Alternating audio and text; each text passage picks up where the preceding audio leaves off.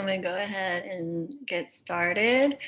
Hi, y'all. My name is Ellen, and I'm the program coordinator for VAYLA, and welcome to our fourth installment of our AAPI Rising Speaker Series. We're super excited for our speakers today. I want to thank Stephen and Vivi, as well as our audience, and we're really glad y'all could make it today. Before we get started, I'll make a couple announcements. First, in celebration of Asian Pacific American Heritage Month, we are fundraising for our Give in May campaign, and any contribution helps strengthen our movement toward a more just tomorrow, whether it's a donation or just sharing the link within your networks. And second, we're still collecting signatures for our petition for inclusion. It's Other Is Not My Identity. If you haven't already signed and shared it, I'll drop the petition link in the chat and you can learn more about it. And with that, I'm very excited to introduce our Executive Director, Jacqueline, who will be moderating today's event. Thanks, Ellen, and thank you for our speakers for being here. I just want to take a minute in the spirit of healing and acknowledge and honor the Choctaw Nation and all of the indigenous peoples of the land upon which VAYLA stands. I think it's just important to note community doesn't happen in a vacuum. You can't buy community. It has to be planted, cultivated, and nurtured. So community really begins here with our intention and kind of constant evaluation of our impact and conscious reassessment of how we invest in each other and these critical connections and brave conversations. So with that said, AAPI Rising was founded as a part of VAYLA's initiative to highlight AAPI diversity and power during our year-long census campaign, but it's grown into a movement around storytelling. And for me, it's been a locus of, I think, some semblance of control in how we can humanize Asian American lives during heightened xenophobia. And it's horrible to say, but it's like it's anticipating systemic microaggressions and kind of violence and harm to come to the company or to the community, and how we can really anchor ourselves in, funnily enough, radical joy and a celebration of our own power as Asian American New Orleanians in the South. So it's about collective solidarity and really amplifying our humanity and living outside and inside the margins of expectations, constantly combating model minority myths in our very existence. And so food, as it has always been storytelling without words. VAYLA is casting this space to really share what grief and consciousness can look like through food deeply rooted in our traditions throughout the diaspora. And I feel like what better way to talk about this than bring in some folks who curate food and embody, I think, our culture and so much of diasporic magic, you know, in their existence. So we're going to discuss a little bit about how we can continue to nourish and feed each other, and how AAPI food and culture is constantly being fetishized and consumed and survives through its invisibility somehow still. What can resilience and joy taste like for us, and what stories we share around culture and what fuels us during these times. So I'm going to introduce our speakers, or rather let them introduce themselves, but the icebreaker question I have for them as well is, what kind of vegetable would they be? For me, I'm always a kind of like a hybrid in between bitter melon, I feel like, and like sweet potato. I feel like I'm a gourd-like thing. So yeah, I'll stop there.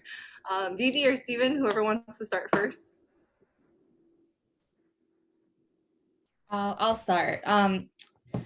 For me, I don't know if it's a traditional vegetable, but I think it's a lotus fruit. It grows from the bottom of a river out of mud, but it has very thick, very resilient roots. And it does have a flower on top, but for me, that's not the important part. The lotus root is the part that's actually, it's very edible. Like I said, it has strong, thick roots, and it's rooted in my heritage as like a Vietnamese Buddhist, and it has a strong connection with myself and my grandmother. I wish I had a beautiful answer like that. I should have gone first, Vivi. Hi everyone, my name is Stephen. My pronouns are he, him, his, and I'm happy to be here today. I think I would say I would be corn, because corn is sweet, or can be sweet. It has lots of different uses to it depending on its setting, and I have moved around a lot and had to adapt, and so yeah, corn. and everyone loves corn and everyone loves me, I think, and hope. So I'll stick with that.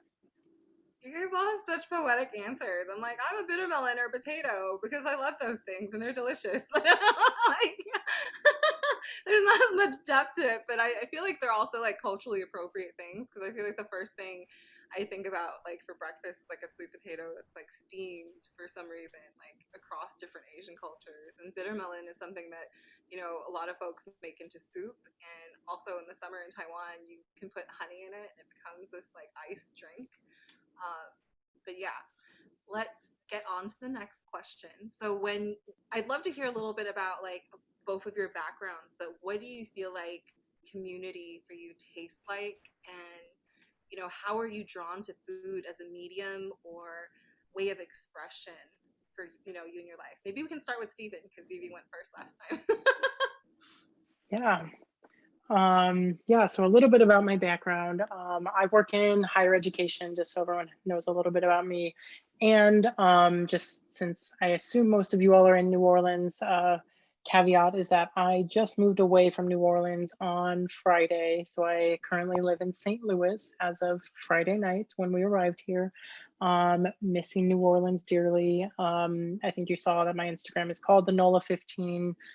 Which of course was a New Orleans-based food Instagram page. I will be changing the name sometime this week.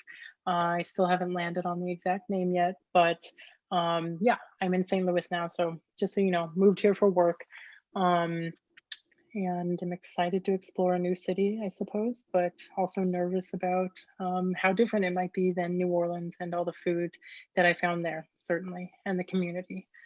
So speaking of community, you know, I saw the question beforehand, like, what does community taste like to you? And so many different things came to mind. I think some of the first ones, especially this being an AAPI event, were some of dishes that my mom made, my grandma made, some of the Chinese dishes. My grandma and I and my sister and our family, we would make wontons together growing up. And so that came to mind. My mom would always make tomato beef chow mein, which was this really wonderful dish that I think is not on a lot of restaurant menus, but is delicious. And just so many other dishes come to mind when I think about what community tastes like. It also brought to mind for me just my being a transient person, and I've lived in many cities around the country. I grew up in Southern California, and so grew up with a large Chinese and large Asian community around me. I remember moving to Atlanta and living in the South for the first time when I went to college, and you know, really getting to taste community through Southern food and good fried chicken for the first time, and greens and mashed potatoes and all those hearty things. I've lived in Ohio, which was really just a hodgepodge of lots of things in central Ohio and Columbus, Ohio.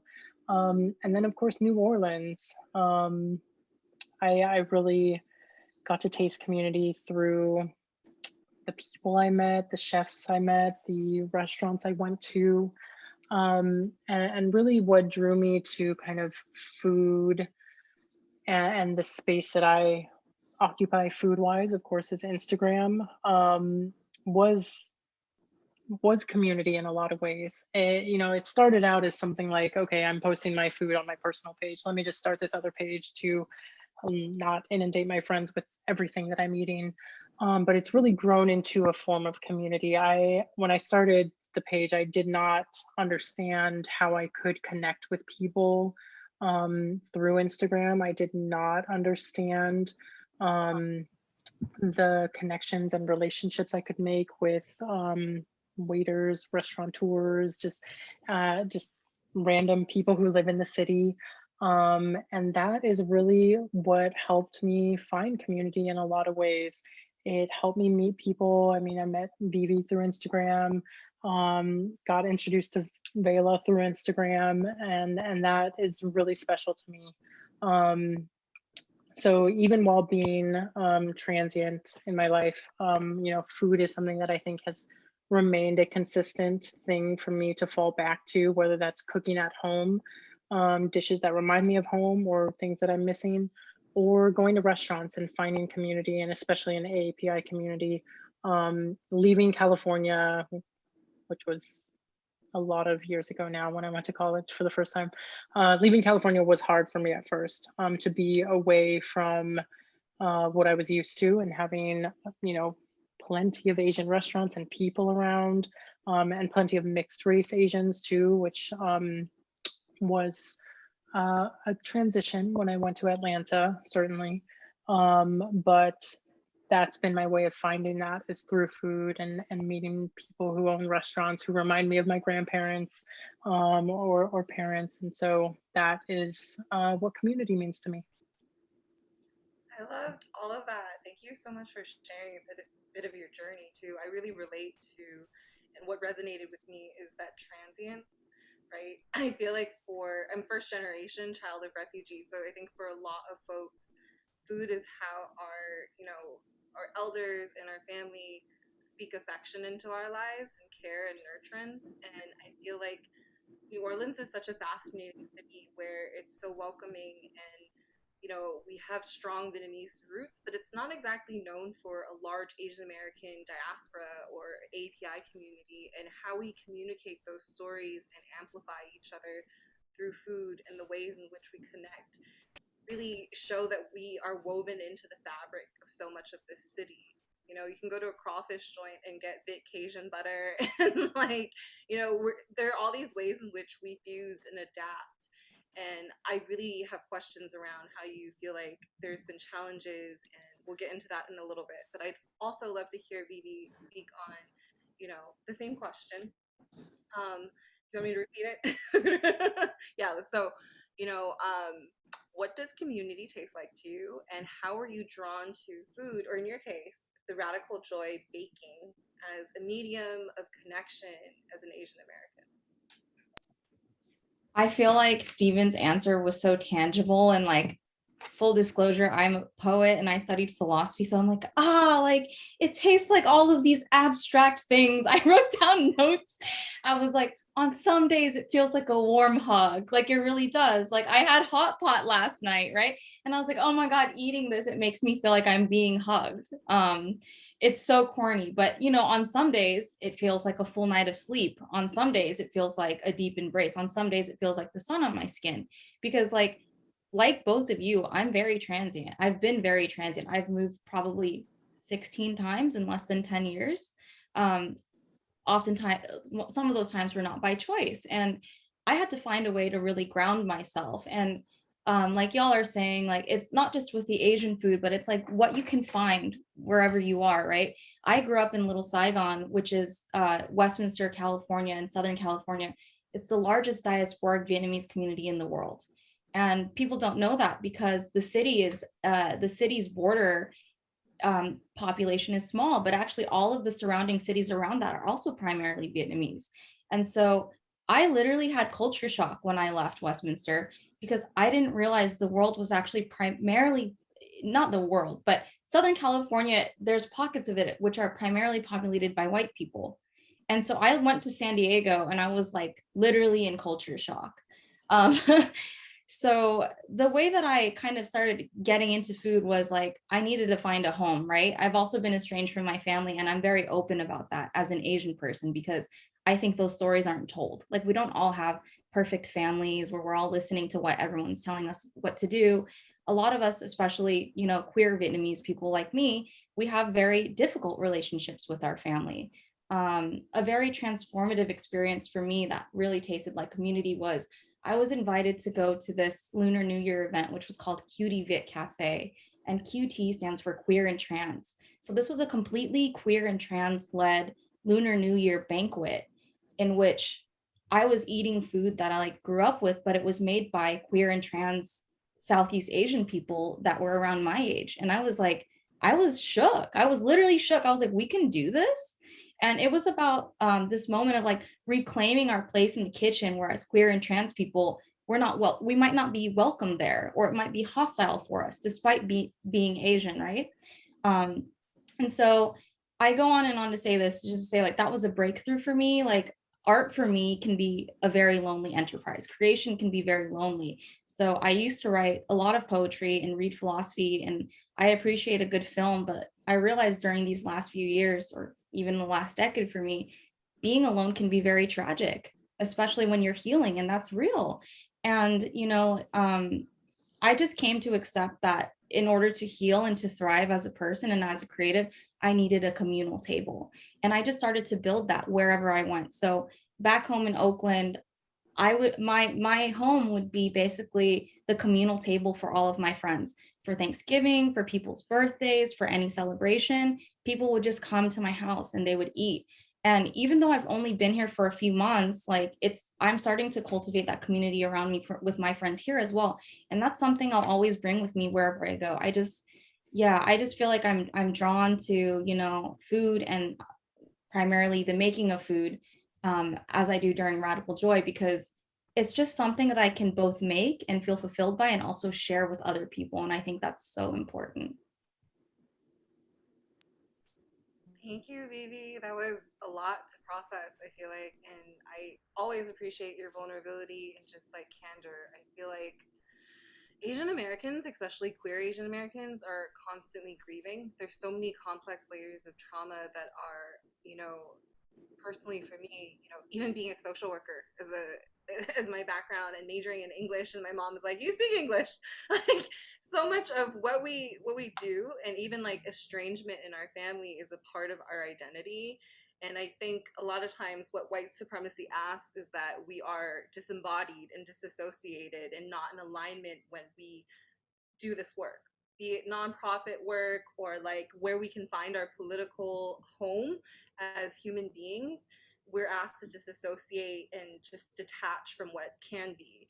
And so I feel like what I've heard from you and Stephen both is grounding yourself in food, no matter how transient or out of place you feel, has been a home for you guys. And I think for me, food is this taste of community.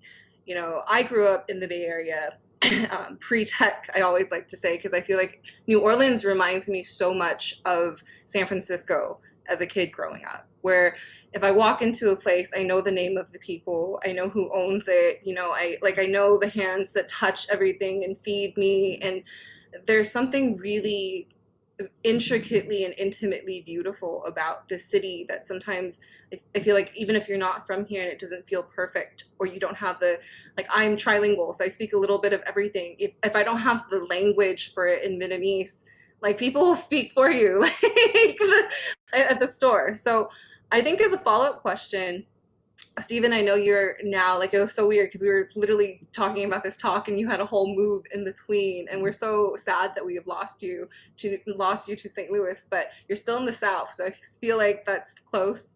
What do you feel like makes being Asian American different and challenging, or also fortifying in New Orleans? Like, what's so special about being Asian American in New Orleans? I know for me, there's this massive culture shock. There's this need for me to find community and plant myself and anchor myself in not just acknowledging indigenous folks on which, VAYLA stands, like our land is literally on Choctaw Nation. We don't talk about that. And really being in solidarity with the Black and Brown folks that are all around us is of essence. But being Asian American, I feel like in the South has been about building a praxis of identity that doesn't co-opt Blackness and doesn't put whiteness on a mantle, and finding my work there. So I'd love to hear from you what you feel like has been the work or the existence of Asian American identity for you has been in New Orleans. Yeah, that's a great question. I think some of the work, it really is about finding this larger community, and really finding those connections, which, I think we've talked about how that happens through food in many ways. But while you were talking about that, I was reminded of, in my work in higher education, every year we go to this national conference that's for all higher education professionals. And I belong to like the Asian Pacific Islander group under that organization. And, a lot of people get to see each other throughout the year. because they live on the coasts. There's like the West Coast group, like they have their mini conferences in California like twice a year, and the East Coast folks. Our organization is broken up into 6 different regions. Like one region is basically the whole West Coast. And then when I think about the times that have been in the Midwest and the South, I have not had that community built into my workplace, at least. So I was working at Tulane in New Orleans, and for the entire division of student affairs, which is many offices, including housing and campus recreation and the conduct office and the multicultural office, et cetera. I was one of 2 Asian Pacific Islander folks. And so, that really made me need to find support and community outside of that, which I was fortunate to be able to do, again, through Instagram and through other friends. But when we would have we had this month, I remember back in 2019, we had a month of like 50 dinners in 50 states for that Asian professional organization that I was in. And so every state tried to host a dinner. And of course, there was like 50 people at the Los Angeles dinner, 50 people at the San Francisco dinner, because California couldn't just do one dinner. But we had like me and 2 other people were at the New Orleans, Louisiana dinner. And so that, that really made it necessary to find community elsewhere and think about how I could be connected and how I could support others in that. Being in education, the reason I came into this career field was to support and uplift my students first and foremost. And so I have often been the person that Asian students have turned to at the colleges I've worked in. I was the advisor for the Asian student organization at Tulane. I've been an advisor for a different one at another university, because they rarely get to see themselves represented in the staff. At least there's often faculty members who do, but they're a little bit less connected to support services. So I don't really remember what the question was at the beginning now, because I've rambled, but that is something I think about with that is how we connect to community outside of it when we're in those challenging spaces. The question was how it feels different in New Orleans in particular. Yep. Yeah, I feel like and I feel like you started off with that being in the coast. It's very true, right?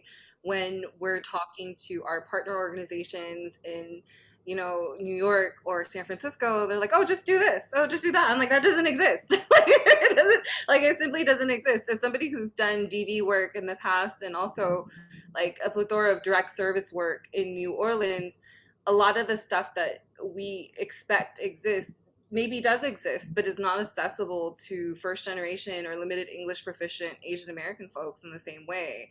And so I think your share was great. I think seeing somebody in your representation is one thing, but it's the same thing as food. There's so many parallels. There's something that you don't have to translate, which is exhausting when it comes to this level of cultural integration. And I'm somebody who has really studied trauma-informed work, and there's something traumatic about having to constantly find cultural competence around you, and that doesn't exist. There's only the capacity for us to acknowledge that, yes, we're different, and this is how we can integrate and expand the margins of how we serve folks, but it's difficult to expect that there's a bar of what it is. And I feel like New Orleans is in a place where we're open to doing that and taking root in a way that a lot of these coasts have not been able to hold us, right?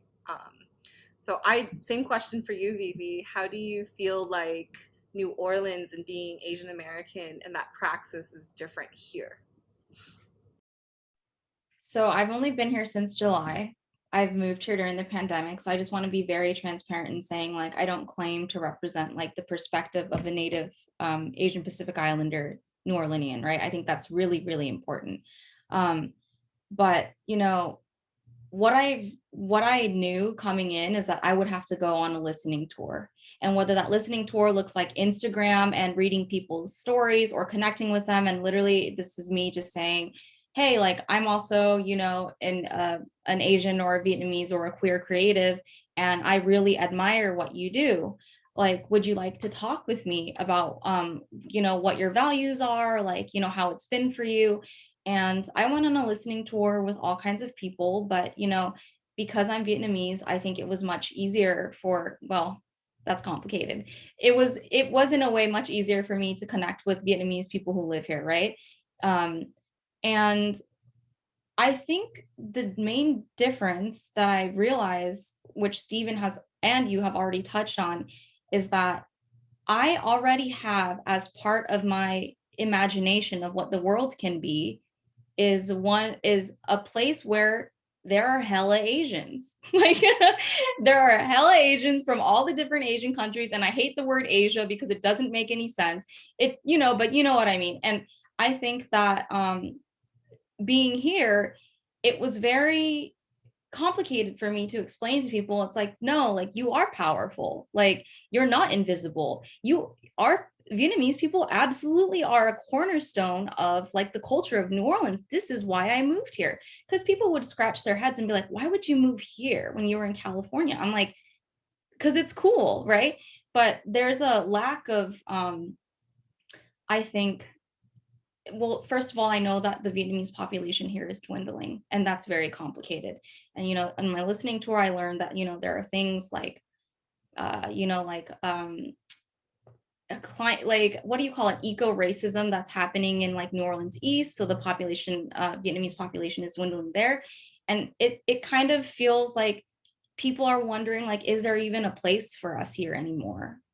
And my experiences as somebody with rose colored glasses who's coming from California, who understands that there's actually tons of covert racism in California and people are actually pretty messed up, that we do have a place here, and we just need to affirm each other, and we just need to see that. And so I'm towing the line between, how do I keep listening and like uplifting people who are already here and who are native to here, who are doing the work and who maybe just don't feel affirmed, and also setting an example of like, this is a way that we can be. Because I'm not from here, I think about that a lot. Like, should I keep pushing? Should I keep talking? Should I keep being visible? Because I don't represent the native, Asian population here. So that's kind of where I'm at with that. I do feel that in a way, people are more real here about how they feel and what they think, which is very refreshing to me. Yeah. I just loved all of that. I was just shaking my head so hard because that resonated with me as well, right? I'm leading an Asian American nonprofit, which is rooted in Vietnamese American history. And it was very decisive for our organization to expand because we know that, yes, Vietnamese Americans here are powerful, but it also lends itself to a certain amount of erasure of other ethnic identities when we don't utilize that power to amplify other folks and build our own table. And so I reflect on that deeply too, as, though I identify as a queer Asian woman, leading in that lens and being anchored in that doesn't mean that there's this immediate sense of solidarity. I'm not from here. So what does that mean? But the nature of being Asian American, the nature of being a child of refugees is one of transience. I don't belong in San Francisco either. I don't belong in Chicago. I don't belong. If I went back to Vietnam, I wouldn't belong. If I went back to China, I wouldn't belong. So there's this just constant grieving and racial melancholy, right? And to negotiate that is to be in community with myself. And it goes back to what I kind of mentioned at the beginning of AAPI Rising, is so much of our work as Asian Americans is affirming each other and making place, like you said, Vivi. Really seeing each other and witnessing each other and humanizing each other, not just as a reaction to whiteness and not just as a reaction to what we assume to be Americanisms, but on our own, as an individual, as a community, and finding sovereignty in that place and identity by uplifting, as a Vietnamese organization, uplifting APIs, uplifting other folks, encouraging them to be counted and vote and participate in civic engagement, right? So to follow up with those questions and get into something with a little bit more intensity and intention, this is initially why I invited the two of you, because I feel like you guys touch on seemingly very light things and access points where through Instagram or through, there's a level of white acceptability, right? If you work in higher education, if you have something that folks can consume, Asian people are okay. So in the current climate of xenophobia and xenophobia, in the current climate of, normalizing and capitalizing racial, wokeness, I feel like so much of our work as Asian Americans is seeing the white supremacists in ourselves and examining that. But how do you feel like that has reshaped your relationship with representation, with food, and with community during your time in New Orleans and otherwise?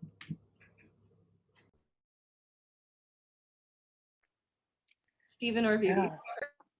Yeah, I'm happy to start. That's a really great question. And I think something I thought a lot about, especially over the past year to year and a half, when I think about like the platform I have and my followers and um, really putting out what I value and trying to educate others at the same time. That became something I wanted to center. Last year, as we think about the impacts of the pandemic, not only on our community but on many, and the countless murders of Black folks that happened in 2020 and have continued to happen. I really started to think about what do I want at the end of this, or what is the goal of the NOLA 15. It had become, even before then, a more personal page in many ways. I share about my life, my partner, my dog. I had shared like some political things. I'll put that in quotes because some people like to say things are political that are not. And I really decided like that could be and should be some of my focus. As an educator in higher education, like, yeah, I exactly what you just said, Jacqueline, was like, I often have to make things consumable for white folks, consumable for my white students, especially if I'm doing the diversity training for the day or something. But part of me is like, I don't want to say like part of me is okay with that, but I know that I am good at that in some ways. Like I can kind of infiltrate, I suppose is the word. I can get into those spaces and actually educate them. I have had plenty of white fraternity men come thank me after a workshop because they learned something. And those are meaningful moments to me. And so that's part of it too. I decided, okay, the NOLA 15, I'm going to just be very authentically who I am and what I care about. I'm going to reshare posts from other people. I'm going to say, like, here's what I value around election time. I was very upfront. I posted probably once a week to say, like, you might be new here. Just so you know, like, I'm voting for Joe Biden. That's not an argument. Like, here's what I value. Last summer around George Floyd, I started sharing a lot about Black-owned New Orleans restaurants and businesses. I started sharing a lot about anti-racism workshops and trainings and educational materials. I lent out books to some of my followers that I owned that they didn't own and that they wanted to read because I have had access to that, and I have a lot of books that I have read for my own profession and education. And so that really became how I centered and reshaped my relationship to my account, especially. And then lastly, with food, it was really thinking about how do we center BIPOC owned businesses. Last year, I did a lot of centering, especially Black bloggers and Instagrammers and Black businesses. And then in September was somehow mustered up the energy to create an Asian owned New Orleans restaurant list. And yeah, I think that is kind of one thing that I am very proud of, I suppose, and wanted to really center our community in New Orleans. Also, as I'm talking, I recognize Radical Joy Bakery is not on my list and I need to add it. And I'm so sorry, Vivi. And I will definitely add you. And yeah, I really think that we had to reshape, and I had to reshape myself as centering my account also as not just a food sharing account, but an education account in many ways to share with my followers. I feel like that's something that just falls on people of color when you're like the only one, the first one doing something. Like you can't just share food. You can't just exist in a workspace. You have to be the voice, and it's an unfortunate, but also I feel like a privilege that you can infiltrate those places. And I just want to note that Stephen is one person that compiled like it's just an astronomical list of Asian owned businesses, and that is unpaid labor. It's unacknowledged labor, which a lot of folks were like, well, this restaurant was not in it, this restaurant was not in it. And I just want to emphasize to whoever is listening and watching that Asian people do not have to die. Black people should not have to die for you to support their businesses. Like this is about being in relationship and symbiosis with your local economy and community. So just a little tidbit. But Vivi, I would also love to hear your answer. I can also re-ask the question because so the question got kind of serious, but how has the current climate of xenophobia and just everything that has happened in this last year full of changed, you know, reshape your relationship with community and food and your identity? Yeah, so let's isolate it to the last year, and maybe like I'll even start from the beginning of this year, right? I want to acknowledge first that like anti-Blackness is something that is really huge in the API community. And while I won't focus on that in my answer, like I appreciate that Stephen brought that up, and that's something that like we all need to talk about. I'm going to focus on the current climate of xenophobia against Asian people specifically, right? So I was living in Oakland for the last 7 years before I moved to New Orleans, and had already started to sense that you know I wasn't welcome there. I was no longer like, it was no longer comfortable for me when I started to see that all my neighbors changed, and I didn't feel comfortable being outside. My friends didn't feel comfortable being outside, and I had been basically waiting for my partner, who is a Cancer, so very very much rooted in the home and not wanting to leave. I was begging him, please, I don't want to live here anymore. Like I'm literally physically like like wasting away being here. And the pandemic hit. So I was like, I'm going to New Orleans. You can either come or you won't. Because if I'm going to die tomorrow, I'm going to go live out my dreams. Right. And right after we left, the fires started burning, and we started seeing all of those attacks on Asian elders in Oakland Chinatown, which I would spend 3 days a week in that Chinatown buying herbs, buying chicken, literally just going to see people that looked like me or looked like my family and walking around, right? And that was really, really tough. At first, when I started Radical Joy Bakery, which I don't think I ever mentioned that, I run and operate Radical Joy Bakery. I started with just cookies, and then I moved into cakes and stuff like that. And that was something that was very much for me, because I believe that baking is very much trauma informed. It causes me to be in my body, realizing what I'm doing, using my hands, right? And it manifests something that is like gratifying at the end of it, which is something that, like we've talked about, this is very grounding for me. But there came a moment where I could not stand seeing those attacks anymore. Like I just completely unplugged from news, completely. Like I was just like, I can't see it anymore. I was crying inside of the Costco. I was like crying outside of my house. And I was like, you know what? Like, excuse my language. I was like, fuck it. Like, I don't have to just make cakes and cookies. Like, what about all the food that I grew up eating that I don't see right now?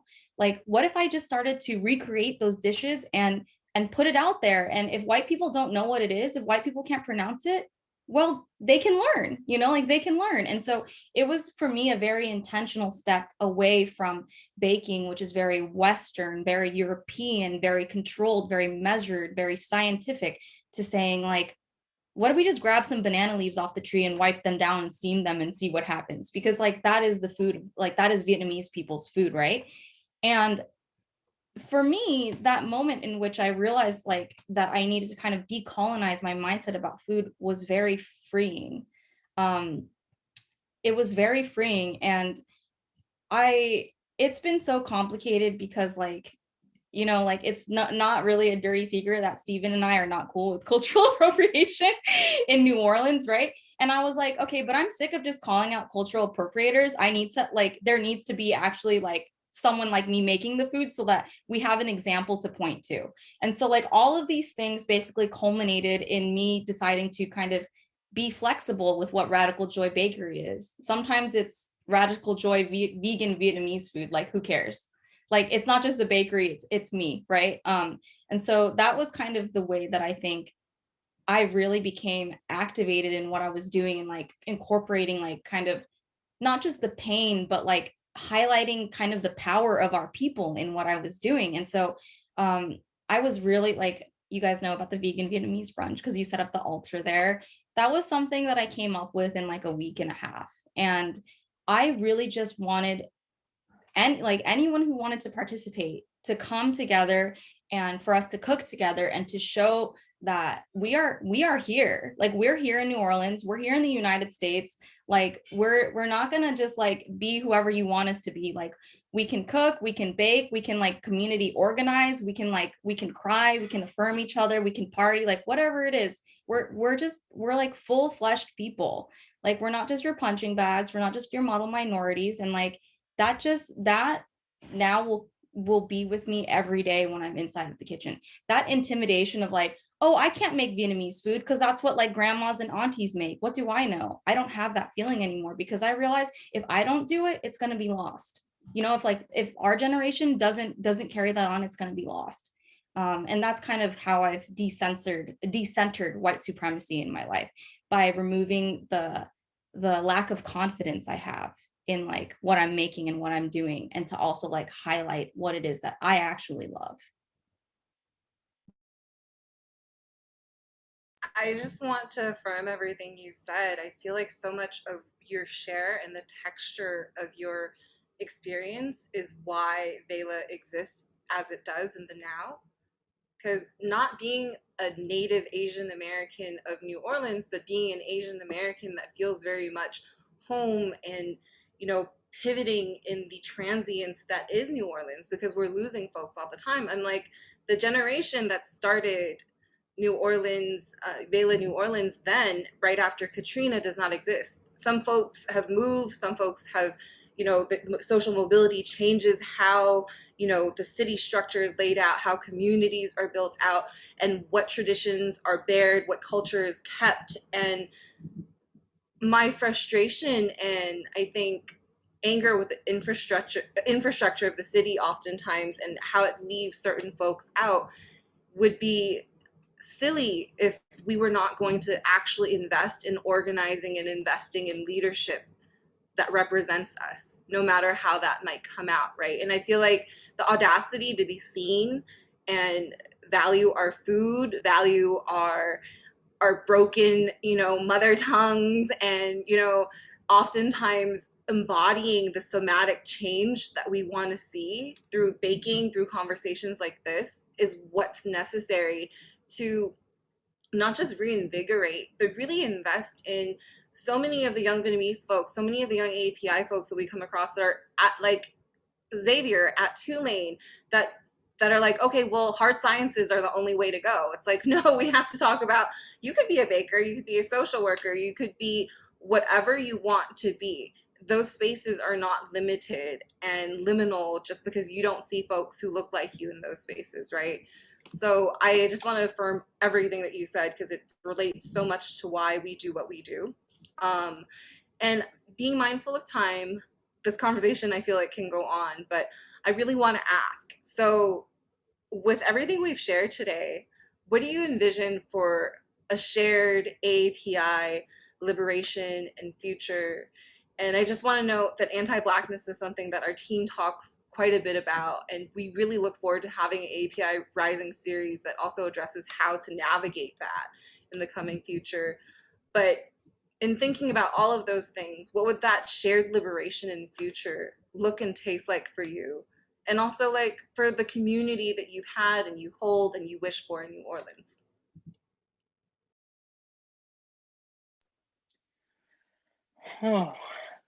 So many hopes and dreams for the future.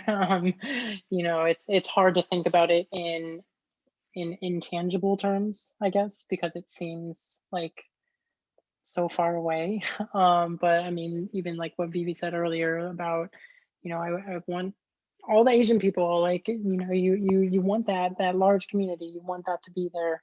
That's something I would hope for.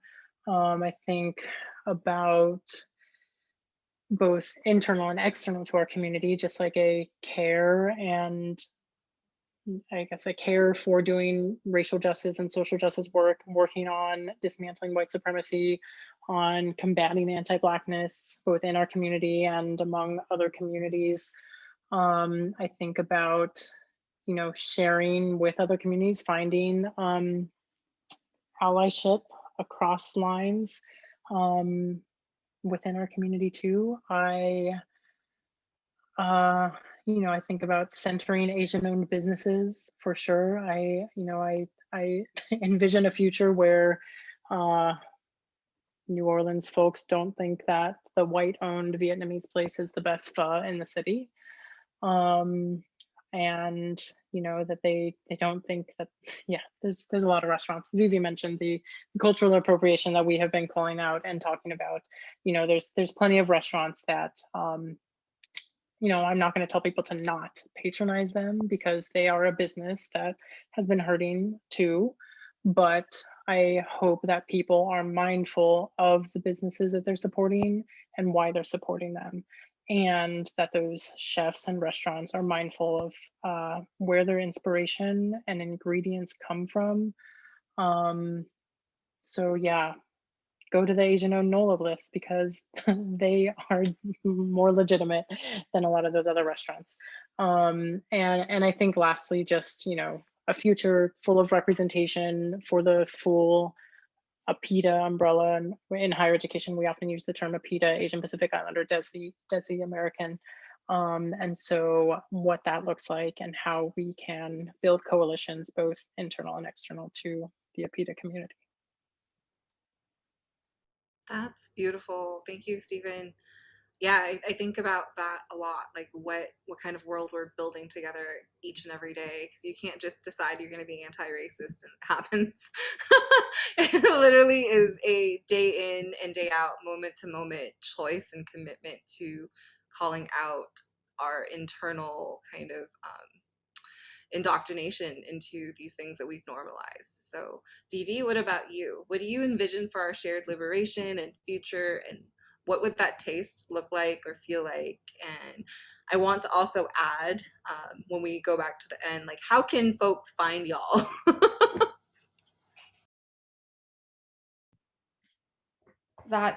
Wow. That's a big question. I think that whatever it looks like, it should just be really colorful and everyone could take a nap whenever they wanted. And if they felt like baking one day, they could. And if they wanted to take 3 months off, they could. Like, it's like, I just want our shared liberation to be very much that, free. Like, I hate that we have to fight all of the time for the things that we care about, even though it's very necessary. And some of those fights are even like, hey, I belong here. Like, we shouldn't have to fight for that. I want everyone to just feel safe. I think for API people or APITA people, healing is very important because that's not something that is, I don't want to say it's not prioritized. In a Western context, it's not, right? Like in the Western context, in the Western way of like being well and like healing, it's not what we're doing it. And unfortunately, we live in a Western world. So I just hope that everyone can heal, because I think if people heal, then they can do things like examine themselves, examine the things around them, and they'll have much more capacity to participating in the type of future that we all want. And like, really, I just really want everyone to rest and feel joy and be empathetic towards each other, which I know is really tough. Yeah, and like, I don't have anything really tangible to say about that. I know like that looks different for different people, but I think kind of those are the principles that I try to live by. I think that's a really powerful wish. And for me personally, I just go back to community not happening in a vacuum. And I deeply believe no matter how transient you are as an Asian American, community is planted in me. I think about that when I look at pictures of like my dad in a Malaysian refugee camp, or who I am also estranged to, right? Or I think about that when I think about grandparents that I've never had a chance to meet, and food that I've never had to taste or got to taste because of neocolonialism or whatever it is, right? So to me, it's this constant internal journey and alignment of finding sovereignty over our own healing process. And that's what has really resonated with me with your share.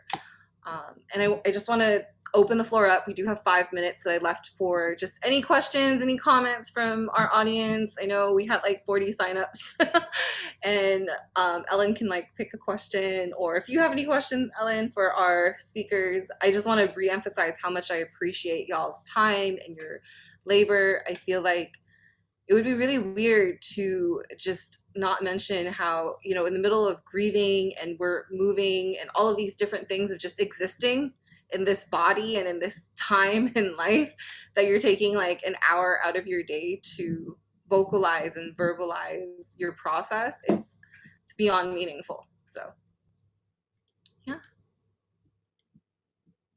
You have anything else? Let me just look in our chat really quick.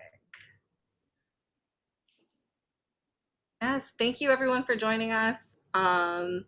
If there aren't any questions, where can we find Stephen and Vivi when they're not, you know, doing API Rising talks? You can find me on the interwebs on Instagram, posting many cakes.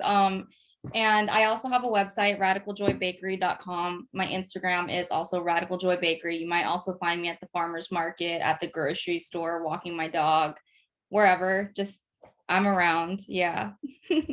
Thanks for having me. Awesome. Yeah. Stephen, I know you're changing NOLA 15, so give us your new handle. For now, you can find me at the NOLA 15 on Instagram. So go follow it before I change the name later this week.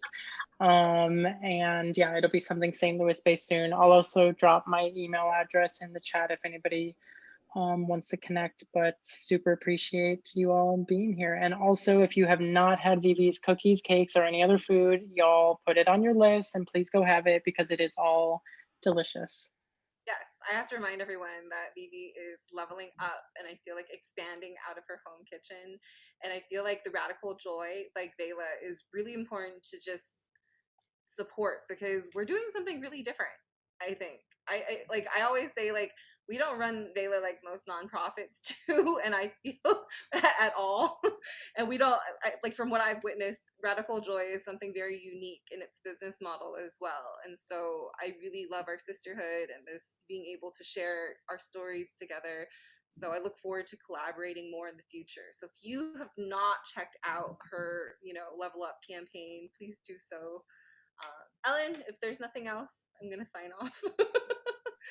Yeah, thank y'all everyone for joining. And like everyone said, you can find them online through our Instagram page, their Instagram page. We're always sharing each other's stuff. It's just a big supportive community. And I love listening to y'all today. So thank you so much again. Thank you both. Thank y'all for listening.